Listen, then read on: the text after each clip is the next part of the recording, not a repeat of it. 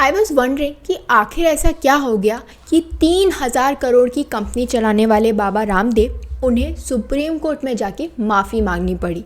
और तो और माफ़ी मांगने के बावजूद भी सुप्रीम कोर्ट ने उन्हें माफ़ नहीं किया बल्कि और फटकार लगा दी।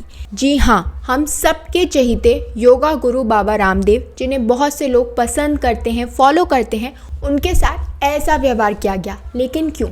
इसका रीज़न है मिसलीडिंग एडवर्टाइजमेंट्स। लेकिन क्या आप जानते हैं कि जो पतंजलि है, it is one of the biggest advertisers on TV. और एक रिसर्च के अकॉर्डिंग ये जो पतंजलि है, it is the 3rd highest advertiser in TV news ads. और अगर हम एड्स की बात करें तो इट कंप्राइजेज ऑफ टूथपेस्ट, घी और रामदेव का इनफेमस कोविड क्योर। बट क्या आप जानते हैं कि ये जो एडवर्टाइजमेंट्स हैं, इसके अंदर कोई भी सच्चाई नहीं है। ये सिर्फ हमें मिसलीड करते हैं। स्पेशली बाबा रामदेव का जो कोविड क्योर उन्होंने निकाला था, जो मेडिसिन कोरोनिल थी, उसी को लेके ये सारा इशू स्टार्ट हुआ है।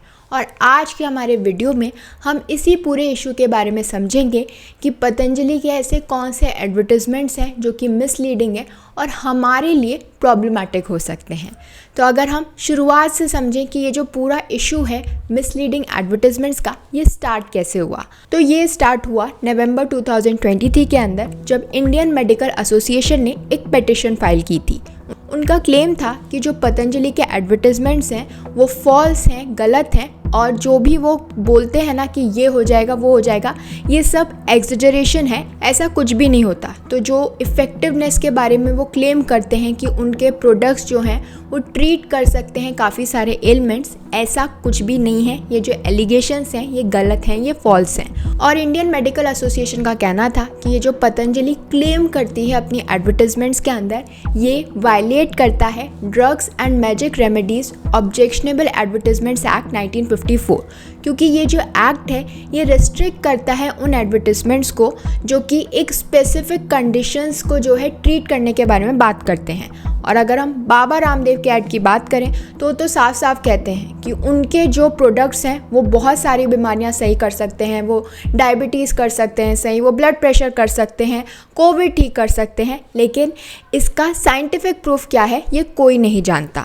इसीलिए जो इंडियन मेडिकल एसोसिएशन है उनका आर्ग्यूमेंट ये है कि पतंजलि के जो एड्स हैं ये जो है गलत अफवाह फैलाते हैं अबाउट दी मॉडर्न मेडिसिन, या फिर अगर हम कहें एलोपैथी के बारे में जो है गलत अफवाह फैलाते हैं। वो ये कहते हैं, वो डिस्करेज करते हैं लोगों को from taking proper medical care, और वो ये कहते हैं कि पतंजलि के प्रोडक्ट्स यूज़ करो, इससे उनकी सारी बीमारियाँ ठीक हो जाएंगी।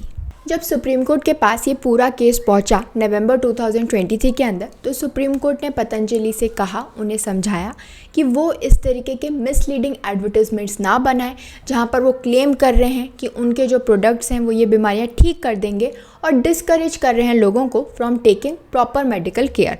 तो इस रिगार्ड में जो सुप्रीम कोर्ट है उन्होंने आगाह किया था पतंजलि को कि वो ऐसे एडवर्टाइजमेंट्स जो हैं वो ना बनाएं।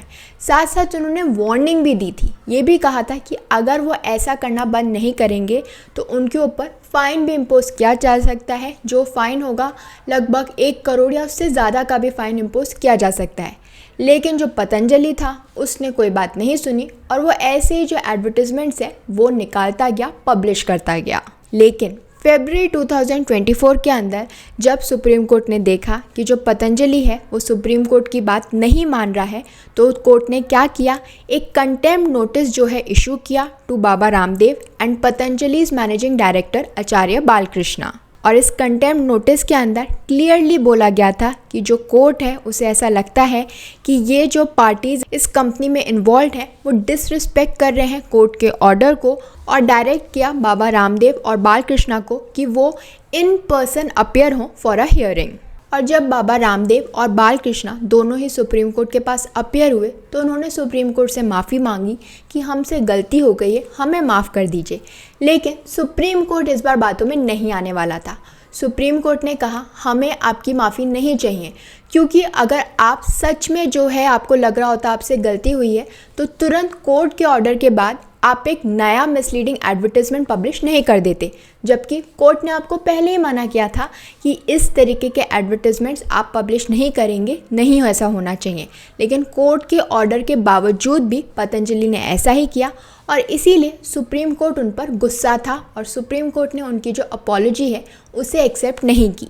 और इसीलिए जो पतंजलि है उन्होंने एक एफिडेविट सबमिट किया है जहां पर वो एक्सप्लेन कर रहे हैं कि क्यों उन्होंने ये ऐड जो है वो रिलीज़ किए, बट कोर्ट को वो जो एफिडेविट था वो अनसेटिस्फैक्ट्री लगा और इसीलिए कोर्ट ने सजेस्ट किया है कि ये जो ब्लेम है वो कंपनी के मीडिया डिपार्टमेंट में भी आना चाहिए।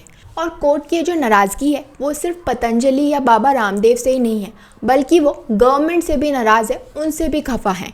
उनका कहना है कि जो आयुष मिनिस्ट्री है वो कहाँ पर थी, उन्होंने कैसे अलाउ किया कि ये जो कोरोनिल है इसे कोविड क्योर की तरह यूज़ किया जाए। तो इसीलिए जो कोर्ट है उसने क्वेश्चंस रेज किए हैं कि क्यों जो यूनियन गवर्नमेंट है उसने एक्ट नहीं किया अगेंस्ट पतंजलि, क्योंकि जो आयुष मिनिस्ट्री है उन्होंने नोटिस तो इशू किया था पतंजलि को और उसके बाद पतंजलि ने एक रिप्लाई भी फाइल किया, लेकिन वो रिप्लाई जो है कभी भी कोर्ट के पास पहुंचा ही नहीं।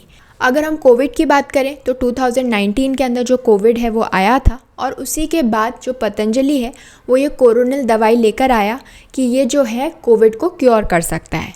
अब कोर्ट का कहना था कि 2022 के अंदर जो पतंजलि है उन्होंने खुद ने ये स्टेट किया था कि ये जो दवाई है, ये जो कोरोनिल है, it is at best a supplement to the main medicine. लेकिन ये जो बात है, ये जो पूरा फैक्ट है, ये कभी भी पब्लिश हुआ ही नहीं। हमेशा यही बताया गया कि जो कोरोनिल है वो इंसान को ठीक कर देगा, कोविड से कुछ टाइम लगेगा और उसमें वो ठीक हो जाएगा। और आयुष मिनिस्ट्री से जो कोर्ट है, जो सुप्रीम कोर्ट है, वो इसीलिए नाराज़ है क्योंकि कुछ भी जो है सेंट्रल गवर्नमेंट के परमिशन के बिना जो है वो नहीं चल सकता था ड्यूरिंग द कोविड। कि जब तक गवर्नमेंट ये नहीं कह रही कि हाँ भाई ये चीज़ जो है, ये दवाई जो है कोविड ठीक कर सकती है, तब तक वो चीज़ जो है मार्केट में नहीं आ सकती। तो वो एक बहुत ही क्रिटिकल पीरियड था और उस टाइम पर आयुष मिनिस्ट्री ने कुछ क्वेश्चंस रेज किए, पतंजलि ने उसका क्या जवाब दिया, इस बारे में कोई भी इंफॉर्मेशन सुप्रीम कोर्ट के पास नहीं पहुंची। बट क्या फिर हम इससे ये इंटरप्रेट कर सकते हैं कि जो गवर्नमेंट है वो पतंजलि को सपोर्ट कर रही है, पतंजलि के मेडिसिन को सपोर्ट कर रही है? अब ये बात वैसे तो समझ में नहीं आ रही, लेकिन अगर हम क्रोनोलॉजी देखें कि कैसे जो है कब कब जो है गवर्नमेंट ने इनडायरेक्टली पतंजलि को सपोर्ट किया, जब कोरोनिल जो है लाई गई थी, इंट्रोड्यूस की गई थी, तो बहुत हद तक ये गवर्नमेंट ही थी जो कि इस दवाई को प्रमोट कर रही थी, सपोर्ट कर रही थी। तो क्या इनडायरेक्टली गवर्नमेंट पतंजलि के साथ है? ऐसा मैं नहीं कह रही, लेकिन हाँ कुछ चीज़ें देखने को मिली हैं जिसकी वजह से हम इस बात को जो है कह सकते हैं कि कुछ हद तक गवर्नमेंट भी इसके अंदर इन्वॉल्व थी। अब वो कैसे, तो चलिए समझते हैं। अगर हम बात करें यूनियन हेल्थ मिनिस्टर हर्षवर्धन की, तो फरवरी 2021 के अंदर एक प्रेस कॉन्फ्रेंस हुई थी ताकि कोरोनिल को प्रमोट किया जा सके। ये जो कंट्रोवर्शियल आयुर्वेदिक पिल है, इसे बाबा रामदेव जो है उसे प्रमोट कर रहे थे। उस टाइम पर ये जो कोरोनिल थी, it was a concoction of common Ayurvedic herb. तो ये जो प्रेस कॉन्फ्रेंस हुई थी, इसके अंदर यूनियन हेल्थ मिनिस्टर हर्षवर्धन शामिल थे, वो वहाँ पर प्रेजेंट थे। इसके अलावा जून 2020 से काफ़ी सारे अटेम्प्ट किए जा रहे थे कि कैसे ये जो कोरोनिल है इसे इंडिया के कोविड-19 मैनेजमेंट प्रोटोकॉल के अंदर शामिल कर दिया जाए। इनफैक्ट बाबा रामदेव के जो डेप्यूटी हैं बाल कृष्णा, उन्होंने क्लेम किया था कि ये जो मेडिसिन है ये कोविड-19 को क्योर कर सकती है। इसने पेशेंट्स को क्योर किया है विद इन 3 to 14 डेज़। इसके कुछ महीने बाद ही हर्षवर्धन और उनके जो कलीग हैं नितिन गडकरी, वो प्रेजेंट थे एक प्रेस कॉन्फ्रेंस के अंदर with Baba Ramdev and other promoters of Patanjali, जहां पर वो अनाउंस कर रहे थे अबाउट दी साइंटिफिक पब्लिकेशन, जिसके अंदर डिस्क्राइब किया जा रहा था कि ये जो कोरोनिल है ये कितना इफ़ेक्टिव है और इसे कैसे साइंटिफिकली प्रूव किया गया है। जो डॉक्टर हर्षवर्धन है उन्होंने कभी भी एक्सप्लिसिटली कोरोनिल के बारे में मेंशन नहीं किया, लेकिन क्योंकि वो वहाँ पर प्रेजेंट थे तो पब्लिक को क्या लगेगा, आम जनता को क्या लगेगा कि वो इसे प्रमोट कर रहे हैं, वो इसके साथ हैं। इसीलिए इन सब एक्शन से ये इम्प्लाई किया जा रहा था कि जो गवर्नमेंट है वो पतंजलि के साथ है। इसके अलावा बाबा रामदेव ने ये भी क्लेम किया था कि जो WHO है वो कोरोनिल को एंडोर्स कर रही है। जबकि सच ये है कि वर्ल्ड हेल्थ ऑर्गेनाइजेशन ने बहुत ही शांति से विदाउट नेमिंग नेम्स ये कहा था कि WHO ने कुछ भी रिव्यू नहीं किया है और ना ही कोई सर्टिफिकेट दिया है about the effectiveness of any traditional medicine for the treatment of कोविड-19। तो बाबा रामदेव का क्लेम था जो WHO ने एंडोर्स किया है वो यहीं पर ख़त्म हो गया, खारिज हो गया, क्योंकि WHO ने कहा कि नहीं, हमने कोई भी सर्टिफिकेट किसी भी ट्रेडिशनल मेडिसिन को नहीं दिया है फॉर द ट्रीटमेंट ऑफ कोविड-19। इस तरीके से जो कोरोनिल है वो लोगों के दिलों में विश्वास जीतती गई, क्योंकि किसी ने कभी भी जो है फैक्ट चेक तो किया नहीं कि WHO ने सच में इसे सर्टिफिकेट दिया है या नहीं, या कैसे जो हर्षवर्धन है वो इसे प्रमोट कर रहे हैं। किसी ने कभी भी प्रॉपरली इसे प्रमोट नहीं किया, लेकिन इम्प्लाइड प्रमोशन की वजह से जो कोरोनिल है वो लोगों का भरोसा जीतती गई और लोग उसके इस मिसलीडिंग एडवर्टीजमेंट को जो है एक्सेप्ट करते गए। अब जब हम बार बार ये जो मिसलीडिंग एडवर्टीजमेंट टर्म यूज़ कर रहे हैं तो हमें ये समझना होगा कि इसका मतलब क्या होता है और इंडिया के अंदर वो कौन से लॉज हैं जो कि इससे डील करते हैं। तो सबसे पहले हम समझते हैं कि मिसलीडिंग एडवर्टीजमेंट आखिर होता क्या है। तो अगर हम मिसलीडिंग एडवर्टीजमेंट की बात करें तो इसका मतलब ये होता है ऐसा कोई भी प्रमोशन जो कि कंज्यूमर्स को डिसीव कर रहा है into making a purchase decision. यानी आप जो क्लेम कर रहे हो उन प्रमोशन पे, जो कंपनीज क्लेम कर रही हैं वो क्लेम फॉल्स है, गलत है, एग्जेजरेशन है, या फिर जो की इन्फॉर्मेशन है उसके बारे में वो बता ही नहीं रहे हैं, उसे ओमिट कर रहे हैं। जो विजुअल्स वो दिखा रहे हैं वो डिसेप्टिव है, कंफ्यूज वर्डिंग्स यूज़ कर रहे हैं, यानी ढंग से बातें नहीं बता रहे हैं, जो भी वो बोल रहे हैं एडवर्टिजमेंट्स के अंदर वो कंफ्यूजिंग है और मिसलीडिंग कंपैरिजंस कर रहे हैं। जैसे कि इस केस के अंदर जो पतंजलि है वो ये कह रहा है कि हमारे जो प्रोडक्ट्स हैं वो इन सभी बीमारियों को जो है सही कर देंगे और बाकी जो एलोपैथी है, बाकी जो मेडिसिन है उससे हमारी मेडिसिन बेटर है। तो इस तरीके के comparisons, false claims, confuse wordings अगर कोई भी अपने एडवर्टिजमेंट में कर रहा है तो उसे मिसलीडिंग माना जाएगा। अब हम अगर लॉ की बात करें कि कौन सा लॉ जो है मिसलीडिंग एडवर्टिजमेंट से डील करता है, तो सबसे पहला और मेन लेजिस्लेशन जो है वो है कंज्यूमर प्रोटेक्शन एक्ट।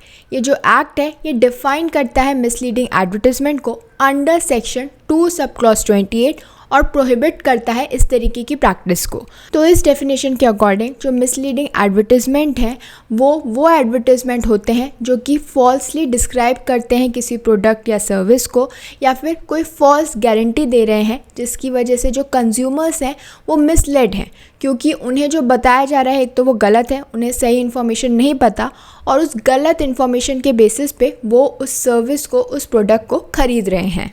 और ये जो फॉल्स इन्फॉर्मेशन है, गलत इन्फॉर्मेशन है, ये डेलिब्रेटली दी जा रही है या फिर जो इम्पॉर्टेंट इन्फॉर्मेशन है वो डेलिब्रेटली छुपाई जा रही है। तो इस तरीके के एडवर्टिजमेंट क्या कर रहे हैं, वो कंज्यूमर्स का जो राइट है वो वायलेट कर रहे हैं, including the right to be informed and protected against unfair trade practices. क्योंकि जो कंज्यूमर्स हैं उनका ये राइट है कि उन्हें पता होना चाहिए कि ये प्रोडक्ट क्या है, उनके लिए हेल्पफुल है या फिर नहीं है। और अगर इस तरीके से फॉल्स इन्फॉर्मेशन दी जा रही है तो ये कंज्यूमर्स का जो राइट टू बी इन्फॉर्म्ड है उसे वायलेट कर रहा है। इसके अलावा जो दूसरा स्टैट्यूट है जो कि इससे डील करता है वो है drugs and magic remedies objectionable advertisement act 1954। तो ये जो लॉ है ये स्पेसिफिकली रिस्ट्रिक्ट करता है उन एडवर्टिजमेंट को जो कि ये कहते हैं कि वो किसी स्पेसिफिक कंडीशन को ट्रीट कर सकता है, और ये प्रोहिबिट करता है ऐसा कोई भी क्लेम जो कि सजेस्ट करे कि ये जो प्रोडक्ट है ये क्योर कर सकता है उस डिसीज़ को, इंसान को सही कर सकता है। तो अगर कोई भी इंसान जो है, कोई भी कंपनी जो है इस तरीके का क्लेम कर रही है विदाउट प्रॉपर अप्रूवल तो ये गलत है। ये लॉ जो है इस तरीके के एडवर्टिजमेंट्स रिस्ट्रिक्ट करता है, प्रोहिबिट करता है। Then the next law is the cable television network regulation act 1995 and the advertising standards council of India code. तो ये जो रेगुलेशंस हैं इसके अंदर हमें गाइडलाइंस प्रोवाइडेड हैं for advertising on cable and satellite television. तो ये जो ASCI है यानी advertising standards council of India, ये एक इंडस्ट्री बॉडी है जो कि प्रमोट करती है सेल्फ रेगुलेशन इन एडवर्टाइजिंग और एड्रेस करती है उन कंप्लेंट्स को अबाउट मिसलीडिंग एड्स। तो ये जो अथॉरिटी है, ये जो बॉडी है, ये इस तरीके के जो मिसलीडिंग एडवर्टिजमेंट्स होते हैं उनसे डील करती है। And the last is the trademarks act 1999। तो ये जो एक्ट है ये बेसिकली प्रोटेक्ट करता है ट्रेडमार्क को और प्रोहिबिट करता है the application of false trade descriptions to goods और सर्विसेज। यानी अगर कोई भी पर्सन जो है जो ट्रेडमार्क यूज़ कर रहा है अपने प्रोडक्ट के लिए वो गलत है, डिसेप्टिव है, तो ये जो एक्ट है उसे प्रोहिबिट करता है। और साथ साथ ये भी माना जाता है कि अगर कोई भी प्रोडक्ट जो है वो मिसरिप्रेजेंट किया जा रहा है अबाउट इट्स क्वालिटी और ओरिजिन, तो ये भी वायलेशन ऑफ लॉ माना जाएगा। तो अगर आपको ऐसा लगता है कि कोई भी एडवर्टिजमेंट जो है वो मिसलीडिंग है, गलत इन्फॉर्मेशन दे रहा है, फॉल्स इन्फॉर्मेशन दे रहा है, कंज्यूमर्स को मिसलेड कर रहा है, तो उस केस में जो कंज्यूमर्स हैं वो कहाँ कंप्लेंट फाइल कर सकते हैं? To the central consumer protection authority against this misleading advertisement. और जब इस तरीके का केस कोर्ट के पास जाता है तो कोर्ट क्या कर सकता है? उन पे या तो पेनल्टी लगा सकता है, फाइन लगा सकता है, या फिर उन्हें जेल भी भेज सकता है depending on the severity of the offence. तो इसीलिए पतंजलि का ये जो केस है ये बहुत ही इम्पॉर्टेंट है क्योंकि ये हाईलाइट करता है the importance of evidence based advertising for health care products. और इसके साथ साथ ये क्वेश्चंस भी रेज करता है कि कैसे इस तरीके की जो एडवर्टाइजिंग है वो कंज्यूमर्स को मिसलेड करती है, उन्हें गलत इन्फॉर्मेशन प्रोवाइड करती है कि जो ट्रीटमेंट वो दे रहे हैं, उनके प्रोडक्ट्स दे रहे हैं वो बहुत ही अच्छा है और उन्हें ट्रीट कर सकता है। जबकि इसकी वजह से जो कंज्यूमर्स हैं अगर उनकी कोई मेडिकल कंडीशन है तो वो डिले हो सकती है, उसका ढंग से ट्रीटमेंट नहीं होगा जो कि उनके लिए बहुत हार्मफुल हो सकता है। तो इसी वजह से ये जो केस है ये बहुत ही इम्पॉर्टेंट बन जाता है। So this was all about Patanjali's misleading advertisement case. I hope this information was helpful to all of you. और ऐसी और भी इंटरेस्टिंग इन्फॉर्मेशन और एनालिसिस के लिए मेरे चैनल को लाइक, शेयर एंड सब्सक्राइब करें। Thank you.